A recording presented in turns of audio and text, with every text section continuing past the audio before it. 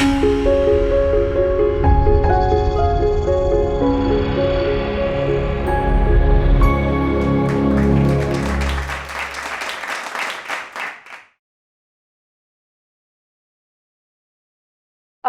पहले जो आज का विषय है क्रांति दूत यात्रा, यह एक पुस्तक श्रृंखला है हमारे सभी क्रांतिकारियों के विषय में, जिन्होंने बहुमूल्य योगदान किया है हमारे राष्ट्र के स्वतंत्रता संग्राम में। पर कहीं इतिहासकारों के दृष्टि में अथवा यदि हम कहें इतिहास लेखन में, उनके विषय में अधिक लिखा नहीं गया। इस पहलू को भली भांति समझते हुए मनीष श्रीवास्तव जी ने इस श्रृंखला को हमारे मध्य में वे लेकर के आए हैं। उसके लिए हम उनका बहुत बहुत अभिनंदन करते हैं। तो सर्वप्रथम सर का एक संक्षिप्त परिचय मैं आप सभी के समक्ष रखना चाहूंगी। श्री मनीष श्रीवास्तव जी मुख्य रूप से लेखक हैं एवं वो कई सारे भावनात्मक कहानियां एवं मार्मिक संस्मरण लिख चुके हैं। उनकी रचनाएं आम बोलचाल की भाषा में होती है एवं उनमें बुंदेलखंड की आंचलिक शब्दावली का भी हम अंश देख पाते हैं। उनके पहले प्रकाशित उपन्यास का नाम रूही एक पहेली है। उनका एक अन्य उपन्यास मैं मुन्ना हूँ, जो कि बाल यौन शोषण की पृष्ठभूमि पर लिखा गया है। कुछ ही दिन पहले श्रीवास्तव जी की 10 पुस्तकों की श्रृंखला क्रांति दूत प्रकाशित हुई, जिसके विषय में मैंने अभी आपको बताया। भारत के सुने अनसुने, जाने अनजाने क्रांति दूतों की यह जीवन गाथा आपको उनके समय में ले जाए, यही श्रृंखला की कोशिश है। साथ ही सर इंडिक टुडे, स्वराज्य मैगजीन, मंडली और ऑफ इंडिया आदि मंचों में भी उनके लेख प्रकाशित होते हैं। तो हम सभी वहां पे जाके भी सर के लेख पढ़ सकते हैं। इसी के साथ सर मैं मंच आपको प्रदान करना चाहूंगी। और जैसा कि आपसे मेरी पूर्व में वार्ता हुई थी इस विषय पर, तो मेरा सबसे प्रथम प्रश्न ये रहेगा कि क्रांतिदूत श्रृंखला यह किस ऐतिहासिक पृष्ठभूमि पर आधारित है? इस पे यदि आप कुछ दृष्टिपात कर सके। अ, शुक्रिया ऋतु। और मुझे सबसे पहले तो ये बड़ा अच्छा लग रहा है कि मैं ये जो हमारी जो नई पीढ़ी है उनके साथ ये बात कर रहा हूँ। क्योंकि आजकल अगर आप देखेंगे तो सबको शिकायत नई पीढ़ी से ही है कि नई पीढ़ी वाले हमारे देश की जो स्थिति है, अच्छी या बुरी जैसी भी स्थिति है, उसके बारे में सही जानकारी नहीं रखते। एक तो सभी लोगों की यही शिकायत है। तो इस बारे में आपका जब मेरे पास पहला हमारी आपकी जब बात हुई थी, और तो मुझे बड़ा आश्चर्य हुआ था कि मतलब मैं तो बच्चा ही कहूँगा आप लोगों को कि आप लोगों को इसमें इंटरेस्ट है। और मेरी ये जो श्रृंखला है, इसका मकसद ही आप लोग हैं। ये किसी और लोगों के लिए नहीं लिखी गई है। हमारी उम्र के, मेरी उम्र के जो लोग हैं, उनको थोड़ा बहुत तो पता ही है। अगर पूरा नहीं पता होगा तो कुछ ना कुछ तो पता ही है। मैं उनको दोष नहीं देता, क्योंकि मुझे भी नहीं पता। मुझे भी इसमें से अगर आप देखें कि अभी तक 5 पुस्तकें प्रकाशित हो चुकी हैं, और मेरे एक अनुज हैं, मेरे मित्र हैं नवीन कुमार जी, और उन्होंने ही मुझे पिछले कुछ दिनों पहले मुझे स्क्रीनशॉट लेके बताया कि सर, करीब-करीब अभी 5 किताबों में 400 के आस-पास नाम ऐसे हैं, जो यूनिक नाम हैं, जिनके बारे में हम लोगों को पहले से नहीं पता था। और जब मैं लिख रहा था तो मुझको नहीं पता था कि ऐसा कुछ होने वाला है, बट ऐसा कुछ हो रहा है। जो नई पीढ़ी के लोग हैं वो सामने आ रहे हैं। इसके पहले कि मैं आपको इसकी पृष्ठभूमि बताऊँ, मैं आप लोगों से जानना चाहूँगा कि आप लोग क्या करते हैं? आप लोग कहाँ से हैं? मुझे इसके बारे में, जैसे मैंने कहा था, मैंने जानने की कोशिश की, मुझे नहीं पता चल चल सका। तो ये यूनिवर्सिटी के बारे में, आप लोगों का जो ग्रुप है, जिसके आप इस सब्जेक्ट को लेके आगे बढ़ रहे हैं, मुझे पहले अपने बारे में थोड़ा बताइए, तो लोगों को भी मालूम पड़ेगा। मेरा मकसद ये है कि लोगों को मालूम पड़ना चाहिए कि अगर आप लोग इतना अच्छा काम कर रहे हैं, तो कहाँ से आते हैं? क्या सोच है आप लोगों की और क्या चाह रहे हैं? फिर हम लोग आगे बढ़ाएँगे बात। मेरे पास तो कहने को बहुत कुछ है। जी सर, धन्यवाद। एवं मुझे इस बात की प्रसन्नता है कि आपने इसको एक डायलॉग के स्तर पे मतलब आगे बढ़ाया है, क्योंकि जब हम वार्ता करते हैं तो चीजें और भी अच्छी तरह से सामने आती है। तो जी, सर्वप्रथम मैं बताना चाहूंगी कि हमारा जो सेंटर है, सेंटर फॉर इंडिक स्टडी, ये इंडस यूनिवर्सिटी के अंतर्गत आता है। इंडस यूनिवर्सिटी अहमदाबाद गुजरात में स्थित है। और मुख्य रूप से हमारी जो यूनिवर्सिटी है उसमें कई सारे मतलब कोर्सेज हैं जो कि आम तौर पे प्रचलन में है, जैसे इंजीनियरिंग, मैनेजमेंट, ये सारे कोर्सेज वहाँ पे है। इसके अतिरिक्त इस सेंटर की स्थापना क्यों की गई है उसके विषय में मैं आपको बताना चाहूंगी कि जैसा कि आपने बताया कि आपको मतलब इस प्रकार से मतलब प्रसन्नता भी हुई, एक तरह से आश्चर्य भी हुआ कि हमारे आयु वर्ग के लोग किस प्रकार से इससे जुड़े हुए हैं। तो सेंटर का उद्देश्य यही था कि जो भारतीय ज्ञान परंपरा है या जो इंडिक नॉलेज सिस्टम हम जिसको कह सकते हैं, उसको यंगस्टर्स के बीच में लेकर के जाना एक एकेडमिक तौर पे। तो जो भारतीय दृष्टिकोण है उसके अंतर्गत भारत की जो परिकल्पना है, भारत क्या है, हम भारतीय होकर के भारतवासी, हमारी पहचान क्या है, तो इसमें बहुत सारे पहलू होते हैं जो कि कई कारणवश इतने वर्षों से हमारे मध्य में इस विषय में बातचीत नहीं हो पाई। तो इसी उद्देश्य के साथ में सेंटर की स्थापना की गई है। प्रयास सेंटर का यही है कि जो भी स्टूडेंट्स हमारे साथ में जुड़ते हैं उनको एक होलिस्टिक अप्रोच के साथ में भारतीय ज्ञान परंपरा के विषय में हम बता सकें। यही जो आपने शुरू में कहा था कि यही कुछ सालों से कमी रह गई थी। अ, विस्तार तो इतना है कि हम लोग अगर बात करें तो मेरे ख्याल से 1 साल भी कम पड़ेगा। बट ये अच्छा है कि हम लोग छोटे-छोटे विषयों को लेकर अगर इसको हम आगे बढ़ाते रहेंगे तो आने वाली जो हमारी पीढ़ी है, उसको मालूम पड़ता रहेगा। ऐसा नहीं है कि मालूम बताया नहीं गया है। आप 60-70 साल पहले की अगर बात करते हैं उसको छोड़ दें तो पहले बताया गया है बट वो कहीं गुम हो गया। जैसे आप क्रांतिकारियों की जो आप बात कर रही थी और ये क्या पृष्ठभूमि है इसकी। इनके ऊपर लिखा गया है रितुल, ऐसा नहीं है, मैं कई बार ये बोल चुका हूँ कि इन लोगों के ऊपर लिखा गया है। बट वो क्या हुआ कि वो आगे सामने आ नहीं पाता कभी-कभी। अब किसी एक के ऊपर 1 किताब लिखी गई है और किसी दूसरे व्यक्ति के ऊपर 100 किताबें लिखी गई हैं, तो वो वैसा ही होता है कि फिर वो दब जाता है मामला।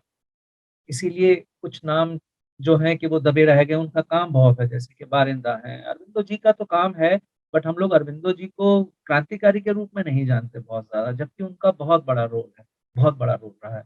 अगर आप मैं हमेश मैंने मुझे पहले नहीं पता था, मुझे इसमें स्वीकार करने में मुझे कोई वो नहीं है, मतलब कोई बुरा नहीं लगता मुझे कि अगर मैं ये कहूँ कि मुझे इसकी जानकारी पिछले 20 साल से मैं इसके बारे में पढ़ रहा था और अब लिखना शुरू किया, ऐसा कुछ नहीं है। ये जो भी लिखा और पढ़ा गया है इस विषय के बारे में, ये केवल पिछले 2 साल और 3 साल की थोड़ी-सी मेहनत है, जो मैं आप लोगों के सामने लेकर आया हूँ। कई ऐसे नाम हैं।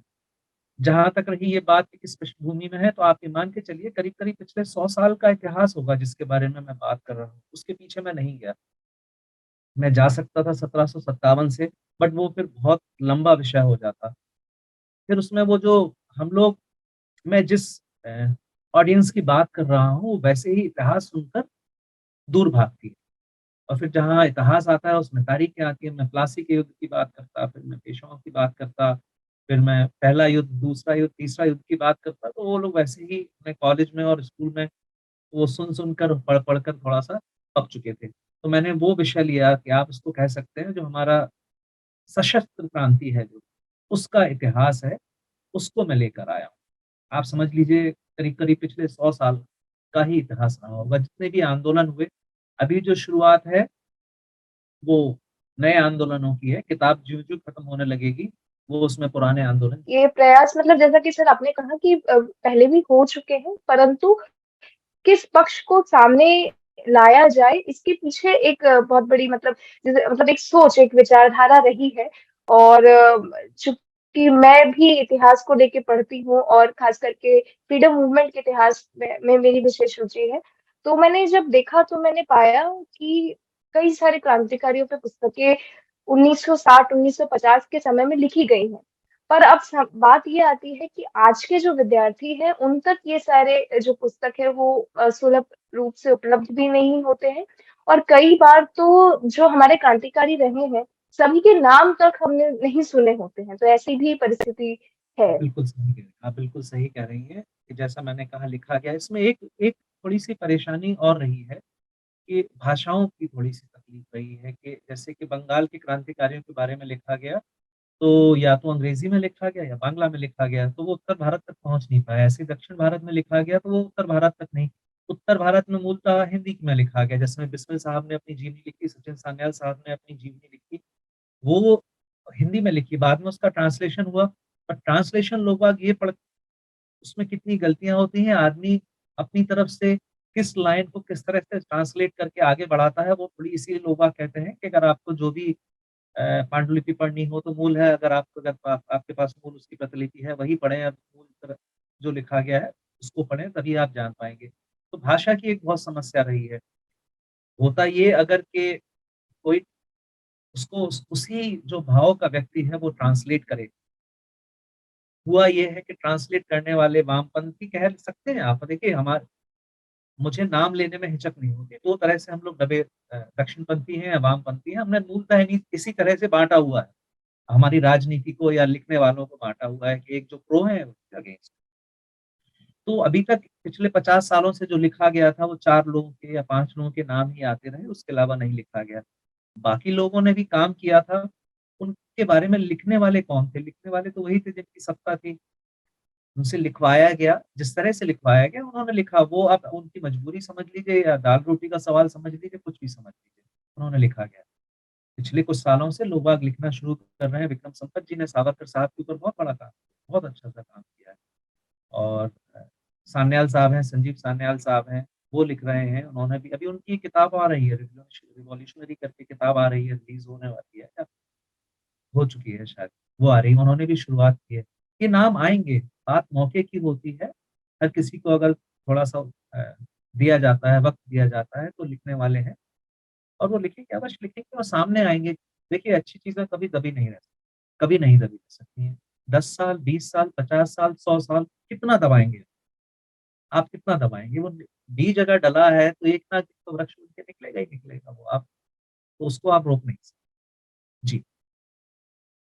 जी, आपने पुस्तकों की बात की, एक समय अवश्य आएगा और उसका प्रारंभ भी हो चुका है कि जब हमारे जैसे युवा बुक स्टोर्स में जाएँगे तो इतिहास के सेक्शन में उनको ऐसी ही पुस्तकें मिलेंगी सर जैसे आपकी। तो जी। आपने आपकी जो पुस्तकें सर अभी तक आई हैं, झांसी फाइल्स, काशी, मित्र मेला, गदर एवं बसंती चोला। तो इन सभी के विषय में यदि आप संक्षिप्त में थोड़ा-थोड़ा बता पाएँ कि इस ये किस पीरियड को कवर करते हैं और इन पुस्तकों में मुख्य पात्र कौन हैं? किन क्रांतिकारियों के टोले के विषय में बात की गई? देखिए जब ये लिखी गई थी किताब, तो कोई और किताब थी जिसको पहले आना था, पर चूँकि मैं झांसी से जुड़ा हुआ हूँ तो एक लालच हो जाता है। एक लालच ये भी हो जाता है कि मेरे नाना जो हैं, मास्टर रुद्रनारायण जी जो हैं, और उनके घर पर रह के ही आज़ाद साहब ने अपना अज्ञातवास व्यतीत किया था झांसी में। तो मेरे मन में बहुत समय से था कि उनका नाम बहुत आगे बढ़ नहीं पाया। ऐसा नहीं है कि उन्हीं का नाम, बहुत लोग थे जिनका नाम आगे नहीं बढ़ पाया, पर चूँकि वो मेरे परिवार से थे तो मुझे थोड़ा तो पता ही होता था, मेरे परिवार वालों को बहुत दुःख होता था। अ हमारे जितने भी साथी हैं, उन सबको बड़ा दुःख होता था। तो मैंने सोचा कि मैं वहीं से शुरू करूँ। तो झांसी फाइल्स जो है, वो काकोरी कांड जो, और काकोरी कांड की जब बात हो रही है तो मैं आपको बता दूँ कि आज की तारीख बहुत इम्पोर्टेंट, 17 दिसंबर है आज। 17 दिसंबर वो दिन था जिस दिन काकोरी कांड के राजेंद्र लहरी जी को फांसी दी गई थी। उनको मिलना 19 दिसंबर को था, बट उनको 2 दिन पहले, ये पहली बार हुआ था इतिहास में जिसमें पहली बार किसी को समय से पहले फांसी दे दी गई। 19 तारीख को बिस्मिल साहब को फांसी दी गई, अशफाक जी को फांसी दी गई और ठाकुर रोशन सिंह को। तो ये जो काकोरी कांड से शुरू होती है झांसी फाइल्स, और उसमें आज़ाद साहब रहेंगे और झांसी के कुछ क्रांतिकारी लोग थे, जैसे कि उसमें सदाशिव जी जो थे, उसमें विश्वनाथ लक्ष्मण जो थे और भगवान दास महापौर। ये जो एक ग्रुप था, जब एचएसआरए बन गया था पूरा, ये आज़ाद साहब का ग्रुप था। इसका ये मतलब नहीं कि वो आज़ाद साहब के साथ थे, बट वो आज़ाद साहब के शिष्य कहा जाए उनको, कि उन्हीं के साथ, मतलब आज़ाद साहब ने उनको तैयार किया। तो ये सारी कहानी वो है झांसी फाइल्स की, जब आज़ाद साहब झांसी में अपना अज्ञातवास काट रहे थे, पर पूरी नहीं हुई, कि पूरा अज्ञातवास लेके ही है। इसमें बीच में थोड़ी अलग से कहानियाँ भी हैं कि मास्टर रुद्रनारायण जी आपको किसी एक क्रांतिकारी और का किसी का किस्सा सुना रहे हैं। इस पूरी श्रृंखला में रितुल मैंने कोशिश जो ये की है कि इसको वो जीवनी वाली स्टाइल से नहीं लिखा जाए, क्योंकि वो तो है आज की तारीख में। सोशल मीडिया पर क्या नहीं है। अगर आप किसी क्रांतिकारी, ऐसा नहीं है कि अगर मैंने कोई नाम लिखा है तो वो पहली बार नाम आया होगा। हाँ, बहुत एक आध नाम ऐसा है जिसके बारे में बहुत सूचना आज से 2 साल पहले नहीं थी, बट अब है। जैसे क्रांतिकारी थे केंद्रलाल दीक्षित जी जो थे, जिनको बिस्मिल साहब का गुरु बताया जाता है। उनके बारे में बहुत सूचना नहीं थी, बट वो धीरे-धीरे आने लगी। ऐसे ही कुछ नाम हैं। तो आप जो कह रहे हैं ये मुख्य पात्र, तो आप अगर समझ लीजिए झांसी फाइल्स में मास्टर रुक्माई जी जो है मुख्य पात्र हैं, आज़ाद साहब मुख्य पात्र हैं, बाकी उनके इर्द-गिर्द होता है। फिर हम आते हैं काशी पर। काशी में हमारी मुलाकात होती है कि आज़ाद साहब आज़ाद बने कैसे? मतलब वो तो चंद्रशेखर तिवारी थे, उनको आज़ाद वो बने कैसे? तो काशी में जो घटना हुई थी, जब उन्होंने अपना नाम बताया था आज़ाद, जिसके बाद से उनको आज़ाद कहा गया था। और फिर वहीं पर उनकी मुलाकात होती है सान्याल साहब से, जिनके बारे में हम लोग बहुत ज़्यादा बात नहीं करते। अगर कहा जाए कि उनका और रासबिहारी बोस जी का जितना योगदान है, ठीक है, भगत सिंह साहब का, आज़ाद साहब का, बट जो एक सोच थी, जो विचार था, जो दिमाग जिनका चल रहा था, वो सान्याल साहब थे, रासबिहारी बोस थे। तो दूसरा जो भाग आएगा वो काशी का है, कि काशी का उसमें क्या योगदान रहा है। और यहीं पे सचिन नाथ जी जो हैं, सान्याल साहब जो हैं, वो बंगाल के आंदोलन के किस्से सुना रहे हैं। तो जिस ये सारी जो किस्सा गोई के अंदाज में चल रहा होगा, डायलॉग्स में चल रहा होगा, कि बीच में अगर कहीं खुदीराम बोस का नाम आ जाता है, तो आज़ाद साहब कहते हैं, "ये खुदीराम बोस कौन थे?" तो बिस्मिल साहब उनको बता रहे हैं, खुदीराम बोस कौन थे। तो आपको ऐसा लगेगा कि आपके सामने ये घटनाएँ घट रही हैं, बनिस्बत इसके कि आपको ये लगे कि आप एक जीवनी पढ़ रहे हैं कि 7 फरवरी 1928 को ये पैदा हुए थे, फिर इस दिन मर गए, इनकी माँ का नाम था, बाप का नाम था, ऐसा कुछ नहीं है आपको देखना। इसमें जो सबसे मुख्य बात मैंने रखी है, कि इसमें आपको मेरे विचार कहीं पर नहीं मिलने वाले हैं कि मैं क्या सोचता हूँ। मैं 99.9% मेरी कोशिश रही है, हाँ, कहीं अगर एक आध जगह अगर था की जगह है लगा दिया हो, या मैंने सावरकर जी को मैंने सावरकर साहब लिख दिया है, मैं आज़ाद साहब बोलता हूँ, तो ये मेरे खतन है, जो कुछ लोगों को शायद समझ में नहीं आते कि मैं सावरकर जी को सावरकर साहब करके क्यों बोलता हूँ। ये कुछ चीज़ें मैंने अपनी तरफ से नाटकीय रूप से उसको बदलने के लिए थोड़ी-सी कोशिश। हम आते हैं तीसरे भाग पे, तो मित्र मेला है। मित्र मेला जिन्होंने हिस्ट्री पढ़ी है, तो उनको मालूम ही है कि मित्र मेला सावरकर साहब से कैसे जुड़ा हुआ है। तो उसमें सावरकर साहब की वो जीवन यात्रा है जब वो अ, बंग वहाँ के लिए लंदन के लिए रवाना होते हैं, वहीं तक रुक जाता है, वहाँ पर रुक जाता है। इसी के साथ में नेशनल कॉलेज सामने आ जाता है, जहाँ पर भगत सिंह पढ़ रहे थे।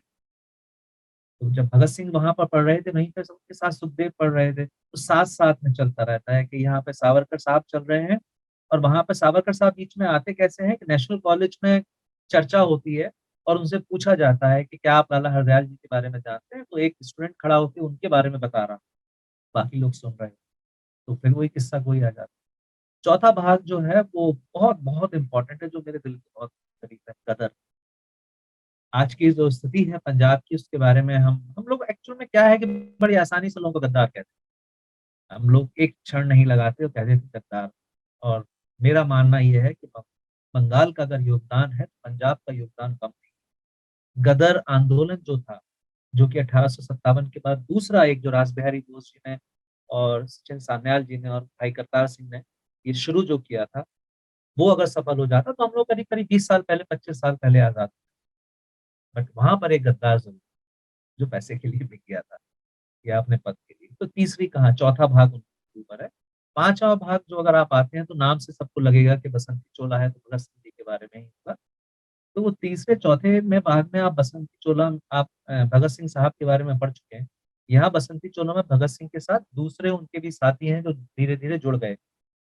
यहीं पर आपके सामने आते हैं विद्यार्थी, गणेश शंकर विद्यार्थी जी, जिनके यहाँ कानपुर में आके भगत सिंह जी जब अपने घर से पहली बार, जब उनके माँ-बाप पीछे पड़ ही गए थे कि शादी करनी है, और सान्याल साहब उनको कह चुके थे, अगर आपने शादी की तो फिर आपका जो क्रांति का सपना है वो नहीं होने वाला। और आज का ज़माना अलग है, आज का ज़माना वो नहीं है, आज तो शादी करना ही क्रांति है। तो वो ज़माना दूसरा था। तो उन्होंने उन्होंने कहा, तो वो कानपुर आ जाते। तो विद्यार्थी जी का जो योगदान रहा है, वो भी बहुत ज़्यादा हम लोगों को पता नहीं था। तो उनका उनके बारे में थोड़ी चर्चा करें। तो यहाँ तक ये 5 भाग आ गए, आने वाले 5 भाग और हैं, जो कि तैयार हैं, बट अब वो कुछ समय लेकर आएँगे, क्योंकि मैं 1 साल से लोगों को इतना इतना बोल चुका हूँ, बता चुका हूँ कि लोग अब मेरे से घबराने लगे हैं, बात करने बंद कर दिया है।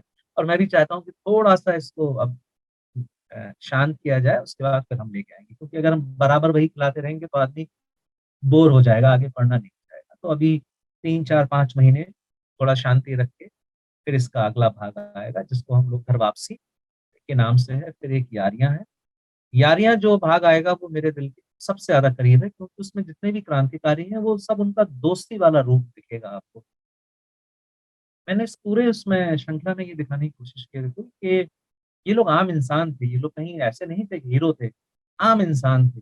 बट उनके जीवन में एक आध ऐसी घटनाएं हुई हैं जिससे वो इस रूप में आ गया। उनके साथ उनके घर वालों के साथ, परिवार वालों के साथ कुछ एक ऐसी दुर्भावना वाली घटनाएं हुई कि वो उसमें तो वो है। फिर जब वो क्रांति अपने उसमें यात्रा में थे, तब उनके साथ क्या घटता था, खाने के लिए क्या तंगी थी और कैसे वो एक दूसरे के साथ धौल-धप्पा भी किया करते थे। वो सारी घटनाएँ हैं कि जो आपको थोड़ा-सा ये बताएँगी कि ये इनका आम जीवन भी था, इनका ऐसा नहीं था कि वो दिन भर गोलीबारी की ही बात करते थे।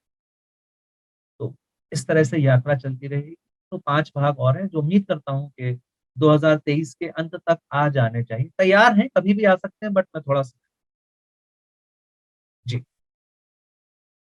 जी।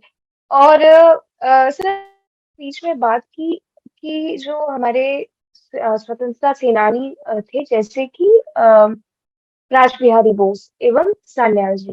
तो जी। इनके एक आपने विशिष्ट सोच की बात की कि इन्होंने क्रांति के अंदर में एक बीज रूपी सोच इन्होंने डाला।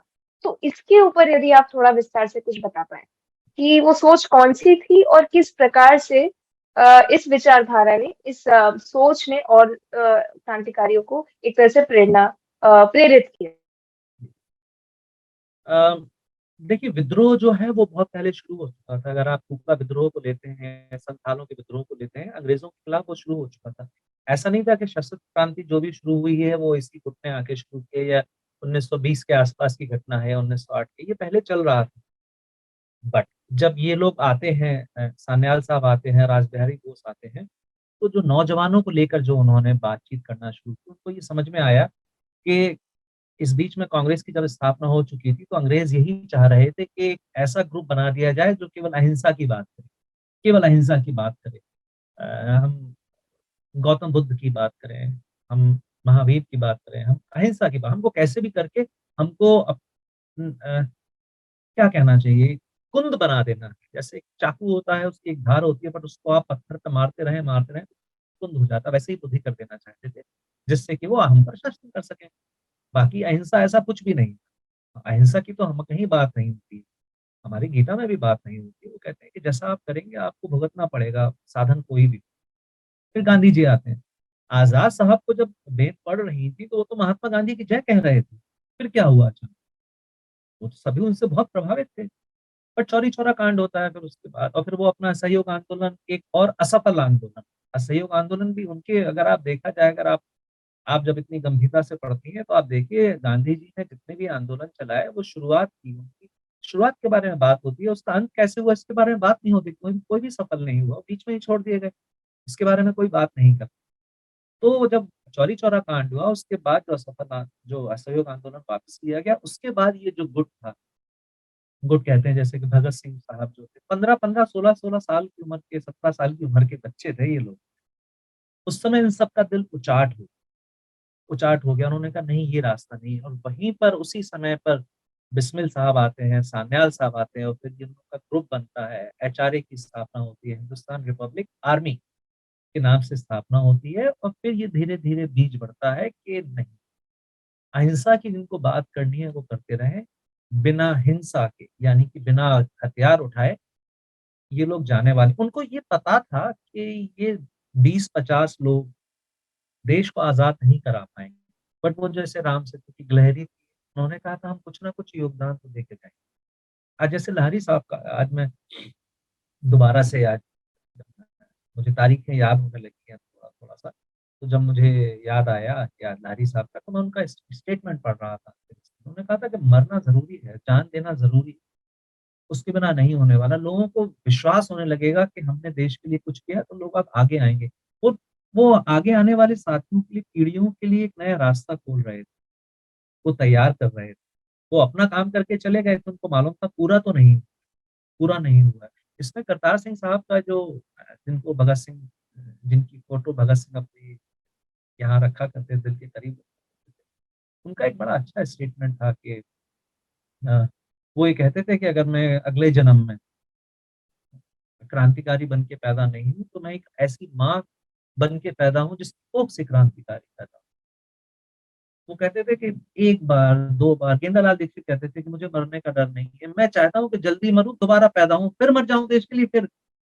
आप सोचिए क्या भावना रही। तो ये जो बीज थे, ये बीज धीरे-धीरे डलने लगे थे और फिर वो जुनून बन गया। और जब ये जुनून बन जाता है फिर उसको रोकने वाला नहीं होता। आपका जो पैशन एक था कि एक विचारधारा थी कि एक क्रांति है, एक जुलूस जा रहा है, उसमें 100 लोग जा रहे हैं साथ में। पुलिस की आवाज़ के साथ 20 लोग चले जाते हैं, घोड़ों की आवाज़ आती है तो 50 और चले जाते हैं। पर जो आगे 5 लोग खड़े रहते हैं वही होते हैं। वो 5 की जगह धीरे-धीरे बढ़ के 10, 20, 50, 100 लोग होने लगे। जैसा आपने कहा शुरुआत वहीं से। जी, और आज जिस प्रकार से आपने बताया और ये बहुत महत्वपूर्ण है ये सारे दिन मतलब याद रखना। और कई दफ़ा ये होता है कि हमारे सामने से मतलब ये सारे इवेंट्स घटित होते हैं, हमें ज्ञात भी नहीं होता है कि आज क्या है। हाँ, तो आज ही जैसे लाहिड़ी जैसे मैंने आज लहिरी जी का जन्म है, मतलब उनका शहीद दिवस है, तो आज ही के दिन सॉन्डर्स को मारा था उन्होंने, 17 दिसंबर 1900 शायद 28 की बात थी कि सॉन्डर्स को उन्होंने लाहौर में मारा था भगत सिंह ने। और वहाँ पर भी देखिए हम और आप लोग आज की तारीख में ज़िंदा रहने के लिए लड़ रहे हैं, कि हम कैसे ज़िंदा रहें, कैसे रोज़ी-रोटी अपनी चलाएँ, उस ज़िंदा रहने के लिए मर रहे हैं। वो लोग मरने के लिए ज़िंदा थे। राजगुरु साहब जो एक थे, अभी आए नहीं है किसी की किताब में, जब वो आएँगे तो वहाँ पर भी उनको कहा नहीं गया था कि आप रहेंगे साथ में, वो ज़बरदस्ती थे। उनको कहा नहीं गया था कि आप गोली चलाएँगे, बट वो होना चाहते थे कि मैं गोली चलाऊँगा, मेरी गोली से अगर मरेगा तो मुझे फांसी होगी, मैं पहले चला जाऊँगा। ये जुनून था। आज ही के दिन 17 दिसंबर 1928 की बात। लाला लाजपत राय जी को 17 नवंबर को मृत्यु होती है उनकी, वो लाठियों से। और उनको लगता है कि भगत सिंह और आज़ाद साहब को लगता है कि ये तो गलत हो गया, क्योंकि लाला लाजपत राय उस समय गांधी जी से भी बड़े होते चले जा रहे थे। तो वो पाल का जो त्रिकोण था वो इतना बड़ा होता चला जा रहा था कि गरम दल के रूप में, कि उनको सरकार को लग रहा था कि अगर ये रहे तो फिर वो लोग बहुत दिनों तक नहीं टिकेंगे, तो कुछ ना बहाना। तो आज ही के दिन सॉरी बीच में मैंने आप नहीं, नहीं, अच्छा किया आपने ये मतलब चीज़ें हमारे बीच में रखी। मैं ये चाह रही थी कि यदि आप लाहिड़ी जी के विषय में कुछ बता पाते। मतलब आज उनको हम स्मरण भी कर रहे हैं, तो ऐसे में हाँ, यदि हाँ। और भी कुछ उनके विषय में दर्शकों को पता चल पाता। देखिए लाहिड़ी साहब का देखिए बहुत ज़्यादा बात होती नहीं है उनकी, बट बहुत इम्पोर्टेंट, क्योंकि देखिए पढ़े लिखे लोगों का अगर आप कहा जाए कि जो अ, कितने अभिजात वर्ग के थे या पढ़े लिखे लोग थे, उसमें से लाहिड़ी साहब थे। तो लेखक बहुत अच्छे थे, लिखा बहुत अच्छा करते थे। वहाँ जो परिषद थी उसके स्थायी मेंबर थे। हस्तलिखित कुछ अखबार निकलते थे जिसमें सान्याल साहब एडिटर हुआ करते थे और ये लेख लिखा करते थे। वो एक उनका रूप था। उनका इलाहाबाद में ही उनके होम्योपैथिक की उनके बड़े भाई वहाँ बैठते, 3 भाई थे उसमें से एक भाई वहाँ पर बैठा करते थे। और इतना ही कुछ, मतलब बाकी जो क्रांतिकारियों का जो जीवन होता है कि बस दक्षिणेश्वर में जो बम कांड एक जो हुआ था, उसमें उनका बहुत बड़ा रोल था। वहीं पर जाके फिर वो थोड़ा-सा स्पिरिचुअल भी हो गए थे, तभी उन्होंने बाद में कहा था कि मरना ज़रूरी। तो ये सारी घटनाएँ उनके जीवन में घटती रहीं। भगत सिंह साहब तो अगर अगर पूरी तरह से अगर वो एक हिंदूवादी नेता होते या उन्होंने कुछ ऐसा लिखा नहीं होता, एक एक 2 आर्टिकल्स अगर आप उनके हटा दें अगर आप, क्योंकि उनका परिवार तो आर्य समाजी था। तो भगत सिंह साहब को बढ़ाने में किसका रोल है? वामपंथी लोगों का रोल है। हमें उनका थैंक्स बोलना चाहिए, हमें उनका शुक्रगुज़ार होना चाहिए कि जितना उन्होंने लिखा है हमारी तरफ से उतना बहुत ज़्यादा लिखा नहीं है, बहुत लिखा है उन्होंने, बहुत लिखा है, उनके सारे डॉक्यूमेंट हैं। बट कुछ लोगों ने उसको एडिटेड वर्ज़न भी लिखे हैं, जो भगत सिंह साहब ने कहा ऐसे, बट बाद में पूरा का पूरा जब उसका ट्रांसलेशन आता है या जब वो उसको अपनी तरफ से कि edited by so and so, बातें बदल जाती हैं। पूरी कोशिश बाद के कुछ क्रांतिकारी आंदोलन जो है, जो कि कम्युनिस्ट वाद की तरफ जो मुड़ गया था, कहा ये जाता है कि धीरे-धीरे सभी उसी सोच में जुड़ने लगे थे। अगर आप वैसे देखें समाजवाद, उस समय समाजवाद ही चाह रहे थे और मैं नहीं मानता कि इसमें कुछ बुरा है। अगर आप केवल समाजवाद की ही सिर्फ बात करें, जेन्युइन एक चीज़ की कि अ, बराबरी का एक जो है, उसमें बुरा क्या था?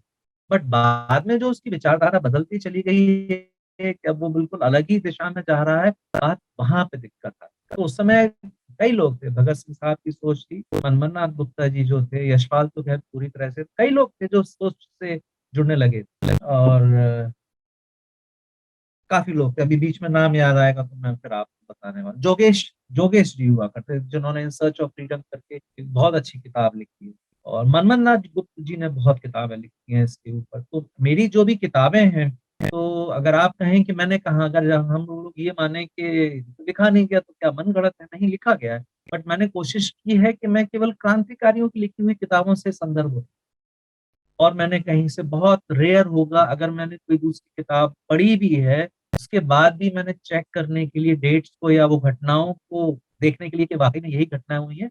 मैं क्रांतिकारी जैसे बिस्मिल साहब ने लिखा, सान्याल साहब ने लिखा, जोगेश ने लिखा, मनमथ जी ने लिखा, भगत सिंह साहब ने बहुत लिखा है। तो उनके बारिंदा ने लिखा हुआ है और सावरकर साहब ने तो ख़ैर 1857 के बारे में जो सब लोग कहते थे छोटा-मोटा एक आंदोलन था, सावरकर साहब अगर वो 1857 एक स्वतंत्र समर नहीं लिखते, तो हम लोगों को मालूम ही नहीं पड़ पाता कि वो किस हद तक फैल गया था।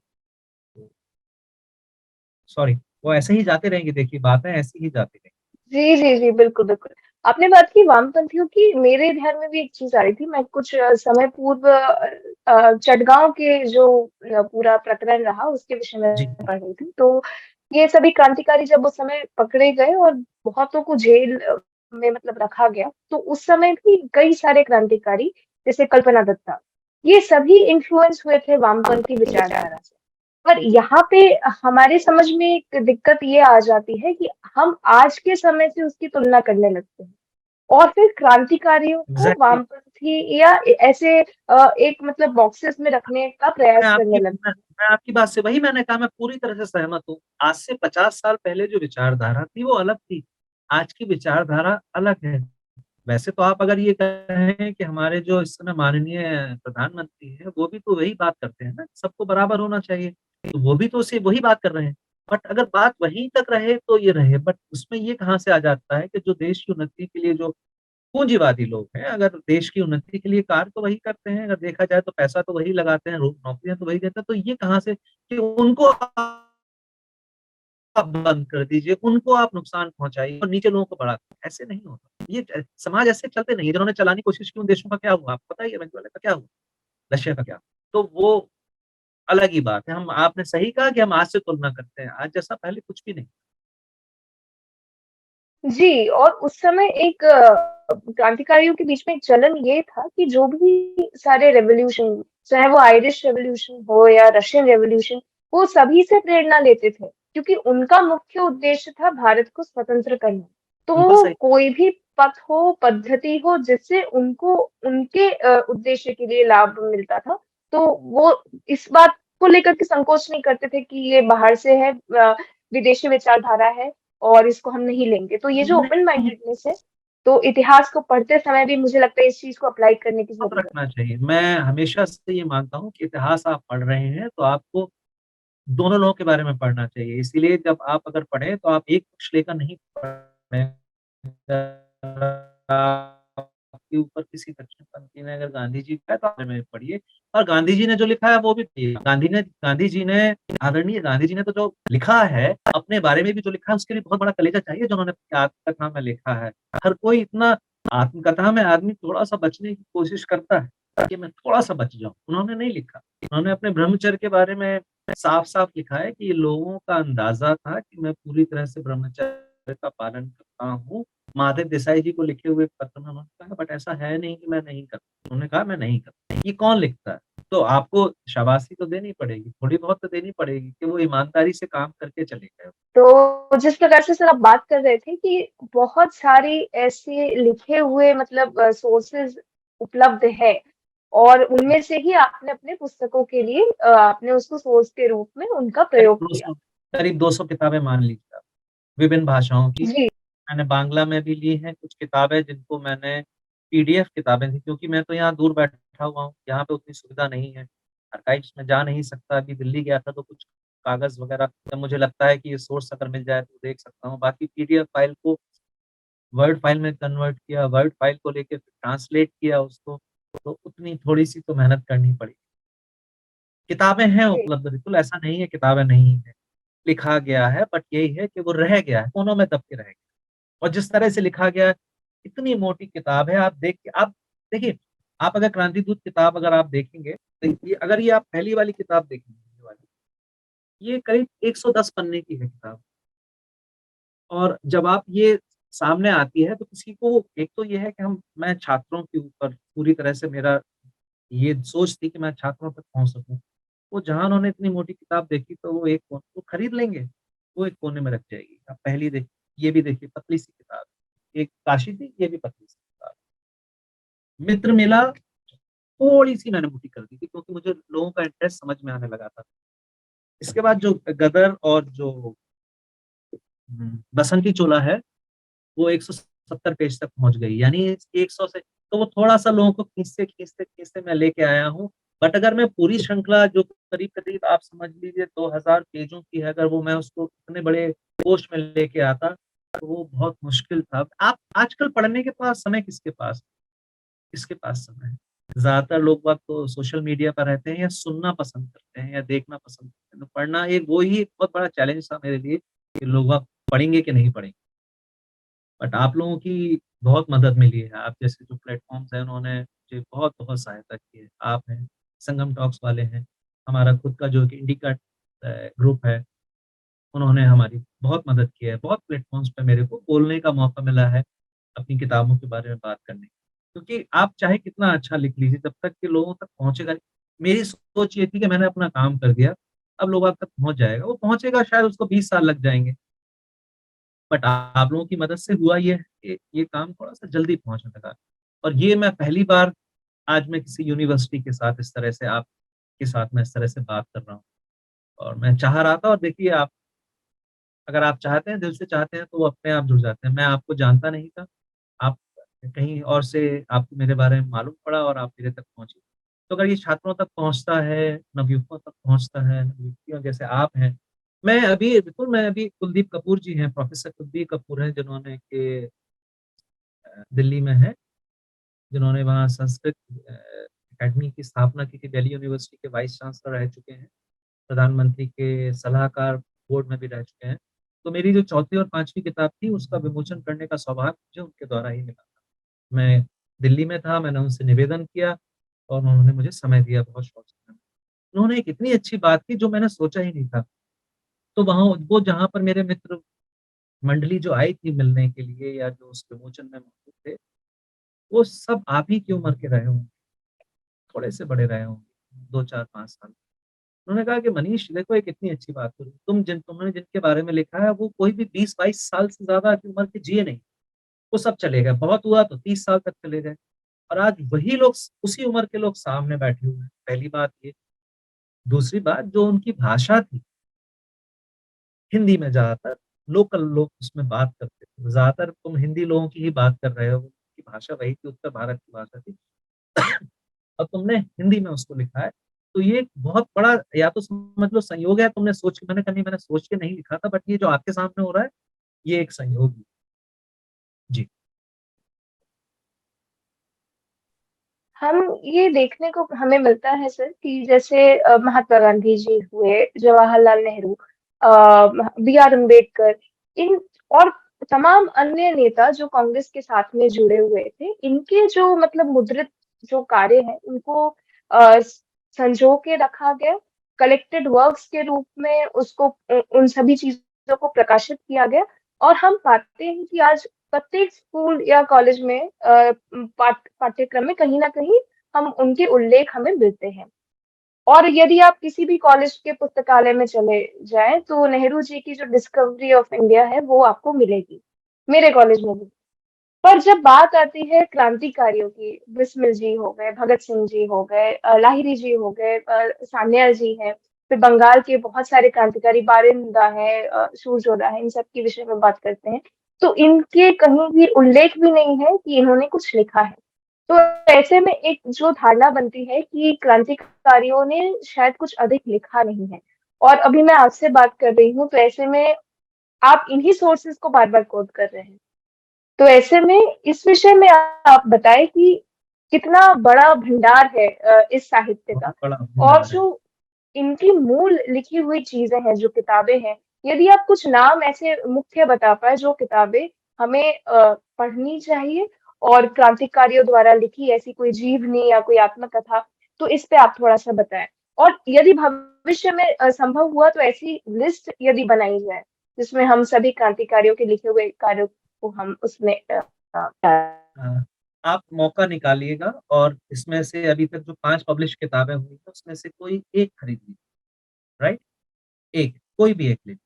उसके सबसे पीछे एक लिस्ट मिलेगी आपको, जो पहली किताब में शायद 150 किताबों की थी, दूसरे में 160 की हो गई और अभी जो आखिरी है उसमें 180 किताबों की लिस्ट है, जो अगर आप पढ़ेंगी तो उसमें उसमें गांधी जी के भी लेटर्स हैं, तो गांधी जी का पूरा तो मुझे जहाँ-जहाँ से जो-जो मिला है, अच्छा-अच्छा जो-जो मिलता गया अ, वो मैं लेता गया। ये सारी किताबें ऐसी ही हैं कि जो उसमें से बट ऑनेस्टली उसमें से 70% किताबें जो हैं वो प्रिंट में नहीं, वो प्रिंट में नहीं है और उन पे कॉपीराइट भी नहीं होंगे अब। तो मेरे जो अभी प्रकाशक हैं उनसे मेरी बात हुई है और बात चल रही है। 60 साल का एक कॉपीराइट होता है। तो मेरी उनसे बात हुई है, मैंने उनको लिस्ट दी है, अगर कुछ ऐसी ऐसी किताबें हुई कि जिनके ऊपर कॉपीराइट नहीं है, तो मैं उनको खुद पब्लिश कराने की सोच रहा हूँ, कि जिस तरह से भी होगा सामने आएँगी लोगों के सामने और एक बार सामने आती है, तो बात बनती है। मैं आपको बताऊँ ये किताबों की जो मैंने लिस्ट आप अब इसकी पहली किताब में लगाई थी, मैं ट्विटर पे थोड़ा-सा एक्टिव रहता हूँ, तो वहाँ पे मेरे कई मित्र हैं या पाठक हैं, पढ़ने वाले हैं, उन्होंने ढूँढ-ढूँढ कर किताबें मँगाई हैं और पढ़ी हैं। इसमें से एक बहुत इम्पोर्टेंट किताब है, मैं आप सभी लोगों को बताना चाहूँगा। एक श्री कृष्ण सरल जी हुए थे, उन्होंने क्रांतिकारी कोश लिखा। वो मेरा सबसे पहला रेफ़रेंस था पढ़ने का। वो है करीब-करीब आप समझिए इतना मोटा, ऐसी 5 किताबें ऐसी 5 किताबें। और वो जो उन्होंने लिखा है, उसमें उनको कहीं से कोई सहायता नहीं मिली। उन्होंने पूरे देश का भ्रमण करके सभी लोगों को लिपिबद्ध किया और ऐसे करीब-करीब 1000 नाम हैं उसके अंदर, जो आपको मिलेंगे। उसमें बट एक दिक्कत ये है कि उसमें डेट ऑफ बर्थ कहीं-कहीं नहीं है, केवल नाम है और कुछ घटनाएँ हैं, बट नाम है उसमें। तो ये किताब इसमें से 5 में से आपको ऐसे नाम बहुत मिल जाएँगे, जैसे कि मैं कुछ नाम आपको बता सकता हूँ। सावरकर साहब की किताबें हैं, वो आपको अब प्रिंट में भी मिल जाएँगी। मैं आप लोगों को सिर्फ़ यही कहूँगा कि आप जो उनका लिखा हुआ है वो पढ़िए। उनके बारे में जिसमें लिखा हुआ है वो आप बाद में पढ़िए। पहले जो उन्होंने खुद ने लिखा है वो पढ़िए। मन्मथनाथ की कुछ करीब-करीब 6-7 किताबें हैं। सशस्त्र क्रांति की चेष्टा, पहला भाग और दूसरा भाग। सशस्त्र क्रांति का वैचारिक इतिहास, पहला भाग, दूसरा भाग, ये किताबें हैं। ये किताबें हैं और फिर आप बात कर लीजिए, आप बिस्मिल साहब की आत्मकथा पढ़ लीजिए, उनकी 3-4 हैं, उन्होंने ट्रांसलेशन भी किया है। और आप भगत सिंह साहब की किताबें हैं, अब तो बहुत आसानी से उपलब्ध हैं। सान्याल साहब की जीवनी है, वो आप पढ़ लीजिए। ये सारी किताबें ही अगर आप पढ़ेंगे तो आप 50-60% तक आपको मालूम पड़ जाएगा। फिर आप बंगाल में पढ़ते हैं, वहाँ पर आपको बांग्ला में मिलेंगी या इंग्लिश में पढ़ेंगे तो आप बारिंदा के ऊपर पढ़ लीजिए। और बिंदुदार के ऊपर जितना भी लिखा गया है वो उनका सन्यासी रूप है उसके ऊपर लिखा गया है। बट वो बहुत बाद में आया है। उसके पहले तो वो बहुत बड़े क्रांतिकारी बन ही चुके। वो आप ले लीजिए। गदर के ऊपर बहुत ज़्यादा किताबें नहीं हैं, पंजाबी में है। मैंने कोशिश की है कि ये जो किताब है इसमें आपको 90% वो सारी इन्फॉर्मेशन मिल जाए। तो इस तरह से करके काफ़ी सारी किताबें हैं जो ओरिजिनल सोर्सेज़ हैं, प्रिंट में नहीं है, आपको पीडीएफ की आपको कोशिश करनी पड़ेगी उसको प्रिंट करके आप देखिए, पढ़ना और पढ़ना प्रारंभ करना ये दूसरा स्टेज है। सबसे पहला जो है इन सब चीज़ों को बीच में लेकर के आना सर, जो आप कर रहे हैं। तो जब किताबों के नाम या लेखक जिन्होंने ये सारी चीज़ें लिखी हैं, इनके नाम ही हमें ज्ञात नहीं होंगे, तो कौन जाके उनको ढूँढ के पढ़ेगा? कैसे एब्सोल्यूट पढ़ेंगे? तो सर्वप्रथम ये आवश्यक है कि इन सारे विषयों को केंद्रित करके इन पे चर्चा हो, जो कि मुझे बहुत प्रसन्नता है सर कि आपके माध्यम से इस चीज़ को इनिशिएट कर पा रहे मैं हैं हम। प्रसन्नता तो देखिए ऐसा है कि मुझे मुझे मेरे से ज़्यादा खुश मतलब आपसे ज़्यादा खुश मैं हूँ कि मैं उस वर्ग के साथ जुड़ा हूँ, जो मेरे एक जिसके लिए मैंने ये लिखा था। अगर मैं उस ऑडियंस के साथ जुड़ा हुआ हूँ, अगर मैं एक विश्वविद्यालय के साथ जुड़ा हूँ और मैं अपनी बात पहुँचा पा रहा हूँ, तो समझ लीजिए मैं उस पीढ़ी तक पहुँच रहा हूँ, जो उन चीज़ों को आगे लेकर जाएगी। मेरे से भी पिछली किसी एक बातचीत में लोगों ने मेरे से पूछा था कि आपके नाम के साथ कोई बहुत किसी एक बड़े नाम को जुड़ना बहुत ज़रूरी है, जो आप नहीं कर पा रहे हैं। मैंने कहा मैंने कोशिश की है बट उसमें कुछ बातें ऐसी हैं जो कि शायद हर किसी को सूट नहीं करती हैं। और दूसरा ये है कि मैं अपना काम कर रहा हूँ। मैं अपना काम कर रहा हूँ, आज नहीं तो कोई कल जुड़ जाएगा। जैसे आप लोग आज जुड़ गए हैं, अगर जुड़ जाते हैं और वो जो सुन रहे हैं, आज नहीं सुन रहे हैं तो कल इसको सुनेंगे।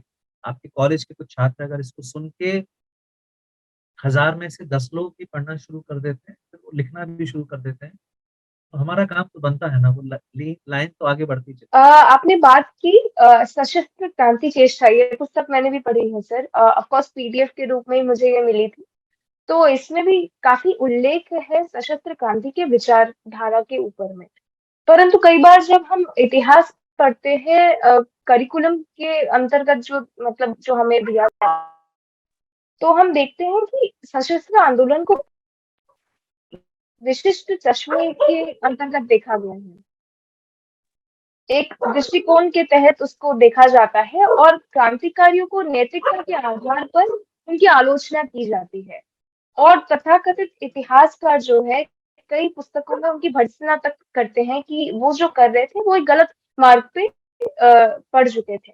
तो आपके अनुसार ये कहाँ तक उचित है कि एक विचारधारा को ही मापदंड बनाकर अहिंसावादी आंदोलन को सही एवं सशस्त्र क्रांति को गलत ठहराया जाए इतिहास के पृष्ठ? इसका एक बड़ा अच्छा उदाहरण तो सान्याल साहब की नेहरू जी से मुलाकात हुई, जिसमें वो उनसे हथियारों के लिए मदद मांगने गए थे। उन्होंने कहा था कि ये हिंसा जो तुम्हारी है, ये हमको आज़ादी नहीं दिला पाएगी और ये गलत ही है, हिंसा ही गलत है। तब उन्होंने बड़ा अच्छा सा एग्ज़ाम्पल दिया था एक डॉक्टर का कि अगर कोई नासूर हो जाता है, उसको फोड़ने के लिए, उसका इलाज करने के लिए, ऑपरेशन करने के लिए डॉक्टर भी तो चाकू छुरी का इस्तेमाल करते ही करते हैं। वो भी तो चीर-फाड़ करते हैं, तो क्या वो गलत है? तो नेहरू साहब थोड़ा हँस दिए थे उससे बातचीत करके, फिर उन्होंने कहा था कि तुम तर्क अच्छा देते हो। तर्क अच्छा नहीं, तर्क सही था वो, तभी उनके पास जवाब नहीं। रही विचारधारा की बात, तो क्रांतिकारियों की सिर्फ एक ही विचार था जो मैं हमेशा से बोलता आया हूँ, उनको देश की आज़ादी के अलावा कुछ और नहीं चाहिए था, किसी और पर उनकी हाँ नहीं। उनको स्वराज भी आधा स्वराज नहीं चाहिए था जिसके लिए नेहरू जी तैयार हो गए थे। उनको पूर्ण स्वराज चाहिए था, यानी कि वो उनका देश जिस पर किसी और का किसी भी तरह से शासन ना हो। ना चिट्ठी द्वारा, ना पत्री द्वारा, ना सूचनाओं द्वारा, ना कि रिपोर्ट्स द्वारा कि हमने ऐसा कर लिया। कोई भी निर्णय हो वो उनका निर्णय हो, पूर्ण स्वराज की बात कर रहे थे। इसके अलावा उनकी कोई विचारधारा नहीं। आप जिन कुछ लेखकों की बात कर रही हैं या आप बात उनकी भी कह सकते हैं, कुछ इतिहासकारों की या कुछ ऐसे लेखक, मतलब जो पहले क्रांतिकारी थे बाद में इतिहासकार बन गए। उनकी सोच बाद में बदली या बदल दी गई, या वो फिर वही कि वो जो कम्युनिस्ट विचारधारा की तरफ मुड़ते चले गए और उन्होंने अपने साथियों की कमियाँ निकालनी शुरू कर दी। एक तो वो था। दूसरा, सीधा-सीधा जो एक टकराव था वो हिंसा और अहिंसा का नहीं था, वो आज़ादी और गुलामी का था। अगर देश में यही आंदोलन पहले हो गया होता, यानी कि जो रासबिहारी बोस साहब ने किया था, गदर में जो किया था उन्होंने, वो भी तो वही था। उनका भी तो वही था जैसे कि रानी लक्ष्मीबाई ने या कानपुर में, बिठूर में जो भी हुआ था कि अंग्रेज़ों को उन्हीं के साथ, उन्हीं के सिपाहियों द्वारा ही अपने अपने साथ मिला के उनके ऊपर आक्रमण करना। तो युद्ध को हिंसा क्यों नहीं कहा जाता? तो बात बात वही थी कि उसका जो रिज़ल्ट आने वाला था, तकलीफ उनको उससे थी, उनको मालूम था कि उससे जल्दी आएगा।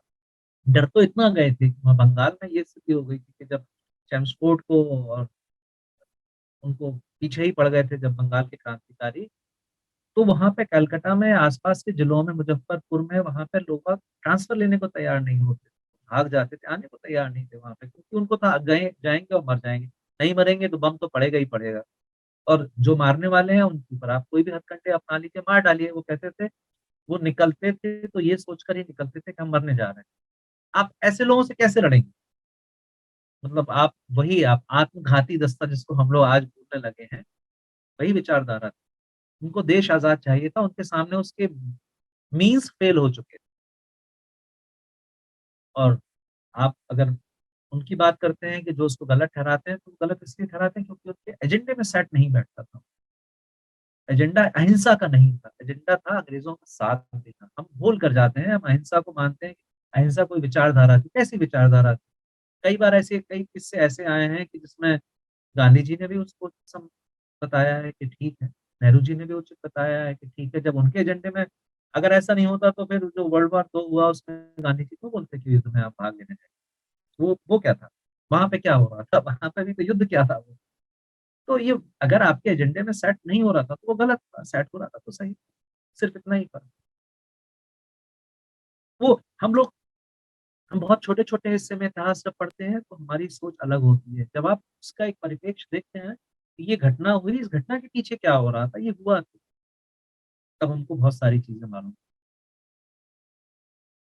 जी, जी, और एक प्रकार से यह एक बाइनरी प्रश्न सेट कर देना कि या तो अहिंसावादी हैं या आप क्रांतिकारी हैं। तो ये जो क्वेश्चन अपने आप में बहुत गलत है, क्योंकि यदि हम देखते हैं तो कांग्रेस की स्थापना से पहले ऐसा कोई भी प्रश्न था ही नहीं, इस पे बात ही नहीं होती थी। बिल्कुल वो इसीलिए वो स्थापना इसीलिए की गई थी और कहा तो ये जाता है कि गांधी जी को प्लांट भी इसीलिए किया गया था भारत में। कई लोगों की सोच है, कई लोगों ने लिखा भी है इसके बारे में।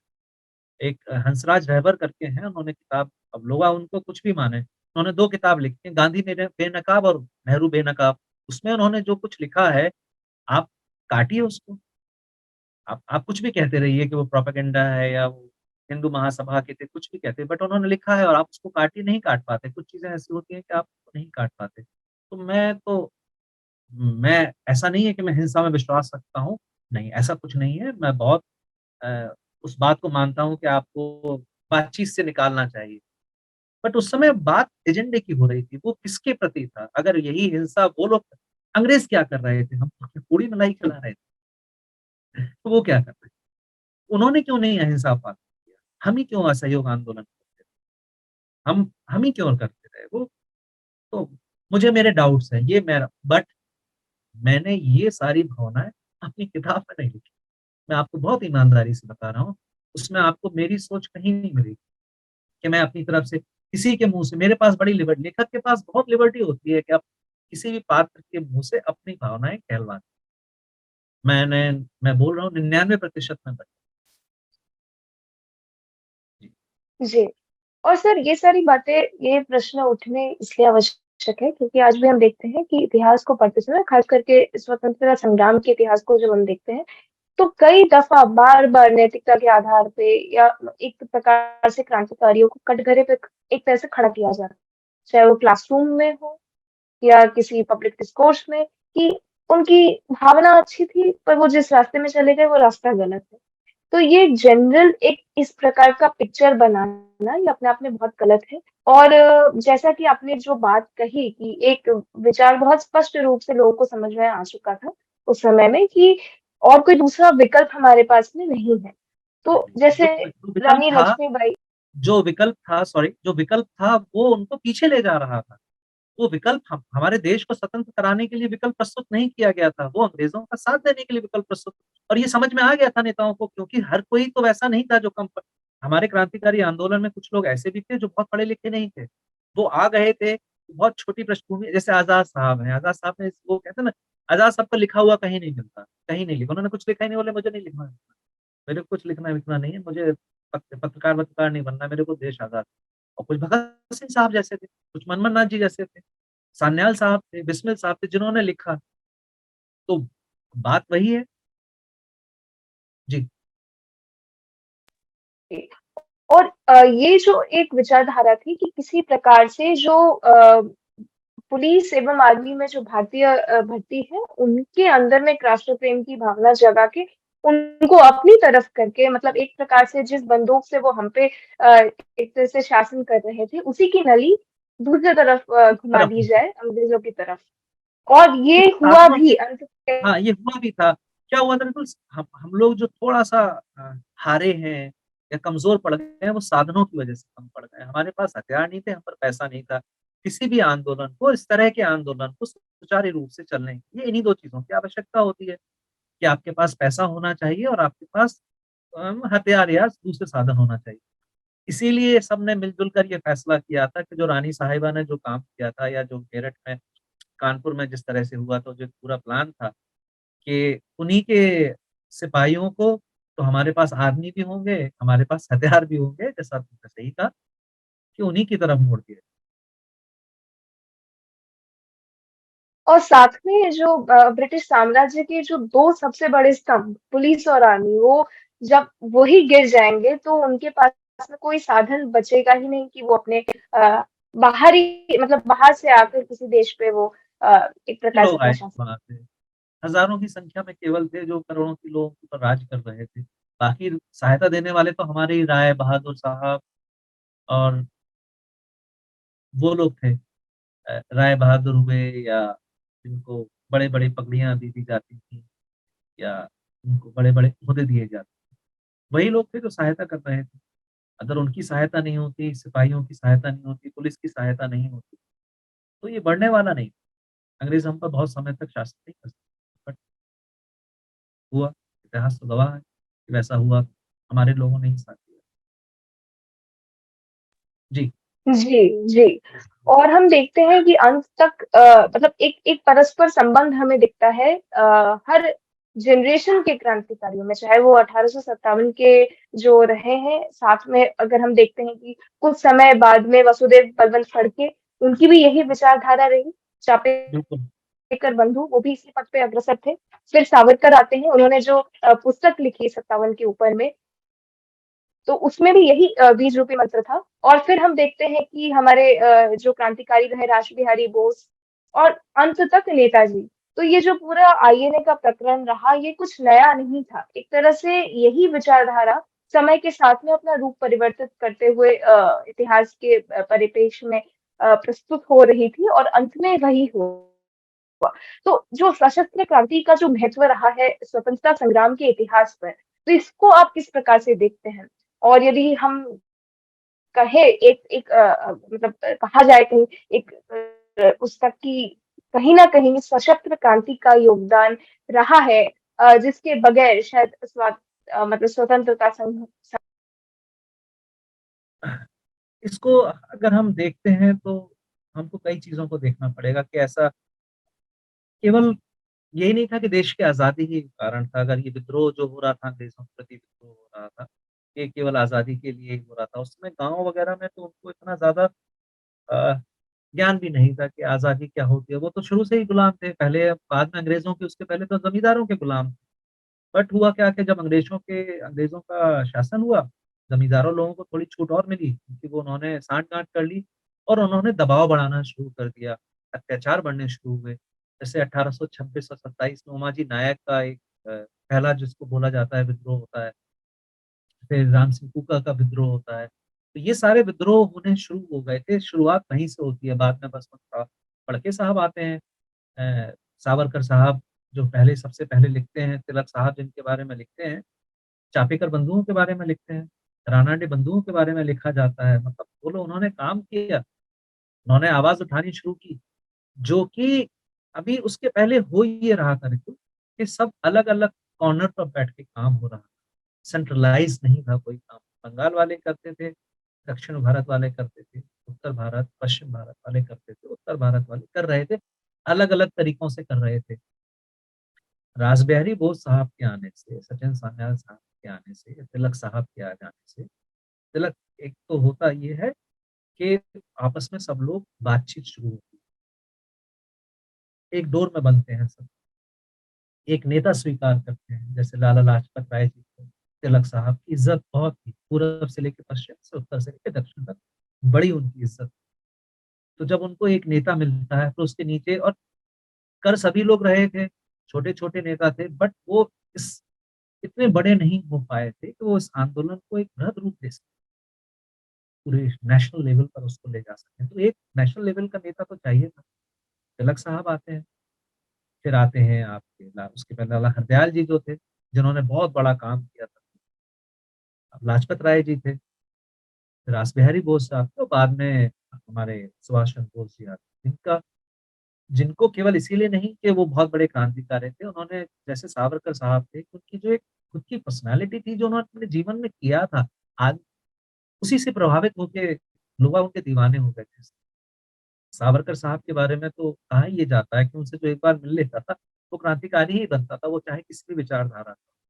तो वो उनको नेता एक विशाल स्तर पर जब नेता मिलने लगे थे, तो फिर ये पूरा कंसाइंड और उसी दौरान ये सारे फिर बड़े-बड़े जो आप जिनको हम कांड कहते हैं, वो हुए। जैसे काकोरी है, काकोरी एक ऐसी घटना है जिसने पूरा का पूरी दिशा चेंज कर दी थी। 9 अगस्त 1928 की बात है। तो उसकी 27 की है, मैं भूल तारीख याद। तो उसके बाद और 3-4 साल में वो एक घटना ऐसी थी कि जिसने अंग्रेज़ों को हिला के रख दिया था। क्योंकि उनको समझ में आ गया था कि अब इनको पैसा मिलने का साधन प्राप्त हो चुका है। और पैसा मिलेगा तो ये लोग आगे बढ़ते चले जाएँ।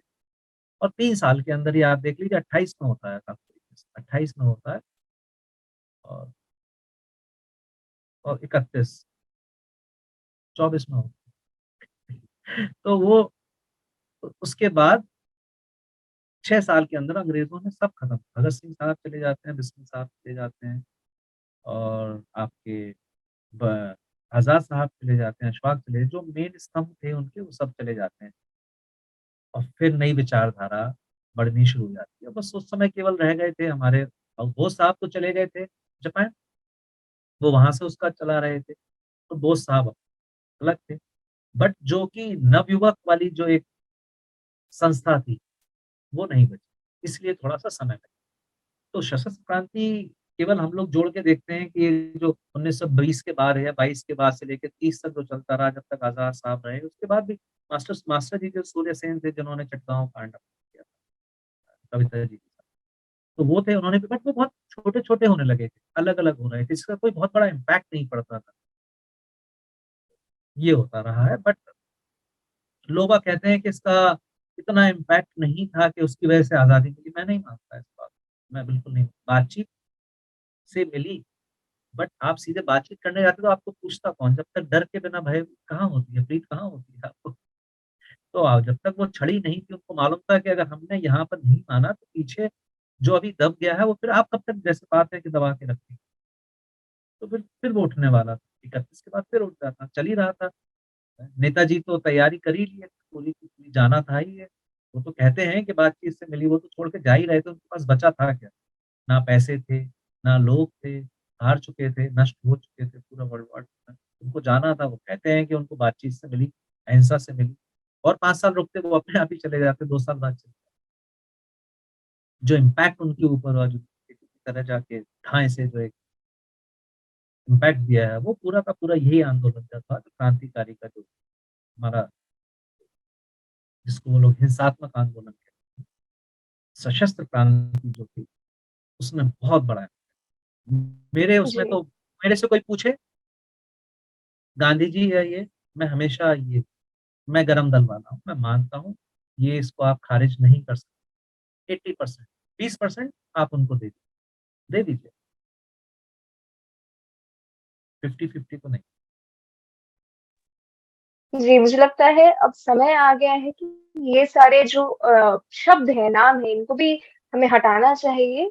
इस प्रकार से जो इतिहास में ऐसे क्रांतिकारियों का विभाजन हिंसावादी, अहिंसावादी ये क्यों सब है? व्यर्थ है। आप बोलिए ना सशस्त्र क्रांतिकारी थे वो हमारे, वो जी, आंदोलन था। क्यों हिंसात्मक आंदोलन हम लोग बोलते हैं उसको कि ये उस क्लास के थे और ये हिंसात्मक थे और अहिंसात्मक नहीं, 2 धाराएँ थी, उन्होंने हथियार उठाए। उन्होंने हथियार नहीं उठाए, आप हम तो ये भी अगर हम लोगों को बोल रहे हैं, हम बोल सकते हैं वो डरपोक, उनमें दम नहीं था। हाँ, कहा जा सकता है ना कि बहादुर एक मोर्चा था, एक डरपोक मोर्चा था। अगर वो हिंसात्मक, अहिंसात्मक कहते हैं तो हम यही बोलेंगे। तो क्यों नहीं कहा जा सकता? हम भी अपनी एक नई वोकैब्युलरी तैयार कर लेते हैं, बट हम लोग तो नहीं करते ना। महर्षि अरविंद के लेखों में हम वापस जाएँगे तो वो बड़े अच्छे से ये विभाजन करते हैं। वो स्वयं को बोलते हैं नेशनलिस्ट और जो उनके साथ में हैं उन सभी को नेशनलिस्ट बोलते हैं। और जो ये बात करते हैं कि हम बातचीत से बात बनाएँगे, इन सभी को उन्होंने लॉयलिस्ट का नाम दिया है, जो साथ साथ दे रहे हैं अंग्रेज सरकार का। तो यदि विभाजन इस प्रकार से करना है तो मुझे लगता है क्रांतिकारियों के ही लेखों को यदि हम थोड़ा टटोल के देखें तो हमें बहुत अच्छे शब्द मिलेंगे। उन्होंने स्वयं को जिस प्रकार से डिफाइन किया है, मुझे लगता है वो सर्वश्रेष्ठ चयन होगा। और उन्हीं शब्दों को हमें फिर अपने वोकैब्युलरी में लाना चाहिए। बिल्कुल सही कहा तुमने। उन्होंने खुद अपने बारे में लिखने से पहले कभी कुछ भी ऐसा नहीं लिखा कि उनको थोड़ा-सा भी डर लगा हो या सोचा हो कि वो गलत लिख रहे हैं। अगर उनके अंदर कमी थी तो उन्होंने कमी के बारे में लिखा। सान्याल साहब ने लिखा कि शादी करके उनसे गलती थी।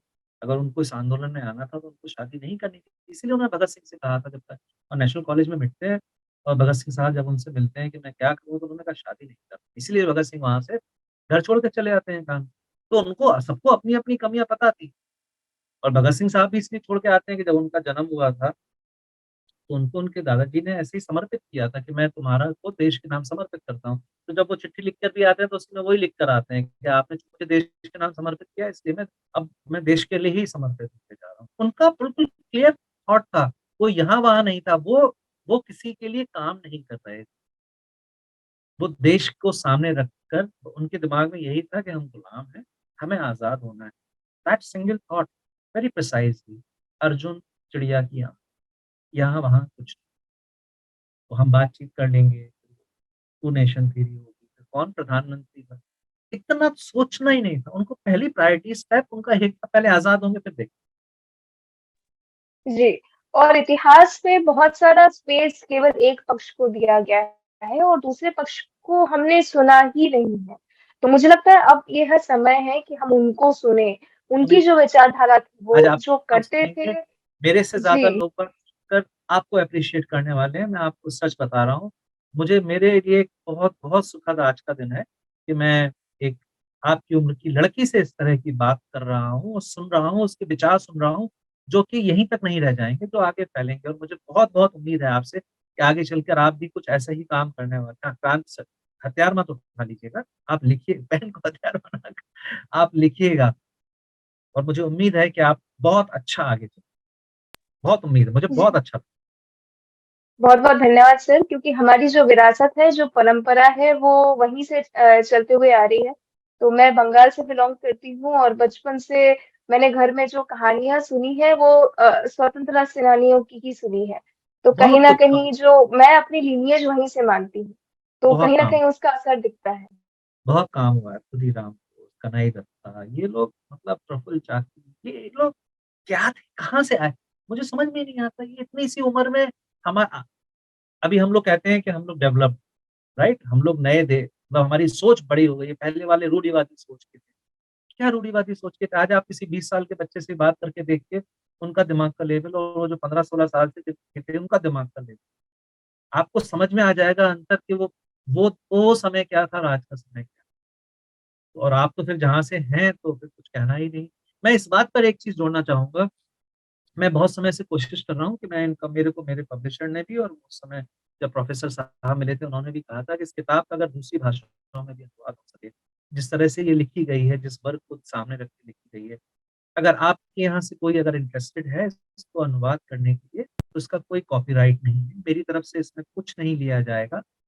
इसका जो भी प्रिंटिंग होगा वो भी मैं देख लूँगा। उसका जो उनको रॉयल्टी मिलेगी वो जिसने ट्रांसलेट किया है उसको वो ले ले। कोई मुझे इसमें कोई परेशानी नहीं क्योंकि ये पूरा की पूरी ये श्रृंखला है, ये किसी भी उस वो सोच रख के नहीं लिखी गई है कि ये 20,000 कॉपी बिक के मुझे ₹20 पर किताब, वो ऐसा कुछ भी नहीं है, ज़्यादातर लोगों तक पहुँचने का। तो अगर कोई दूसरी भाषाओं के लोग हों, बांग्ला में हो, मराठी में हो, तमिल में हो, तेलुगु में हो, गुजराती में हो, कोई भी हो अगर, आप इसको पूछिएगा लोगों से अगर वो इंटरेस्टेड हो। मैंने हिंदी में लिखी है, पहले इंग्लिश में ट्रांसलेट होगी, उसके बाद ही दूसरे में। अगर कोई सीधे-सीधे हिंदी से किसी को अगर हिंदी पढ़ने में इतना अच्छा हो, जो पढ़ के इसको सीधे अपनी भाषा में ट्रांसलेट कर सके, आई विल डू दैट।